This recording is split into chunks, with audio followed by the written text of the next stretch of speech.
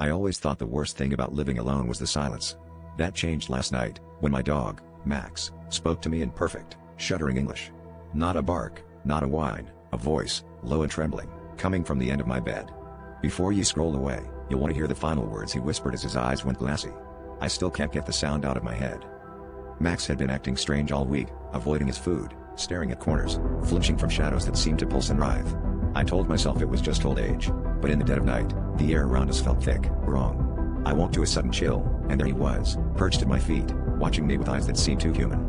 The room was dark, but I could just make out his trembling silhouette, and then, his voice, raw and urgent, "They're coming for you." I froze, pulse pounding, as Max continued in that unnatural voice. He told me secrets, about the cracks in the walls where things crawl, about the time he saw them watching through the windows, about the dreams he had that weren't his. His words tumbled out fast, each confession more horrifying than the last.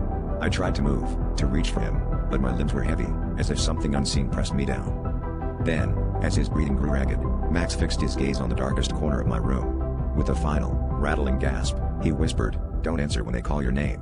His body stilled, and I lay paralyzed, heart hammering, as the silence returned, except now, in that silence, I could just barely hear soft, whispering voices, calling for me from the shadows.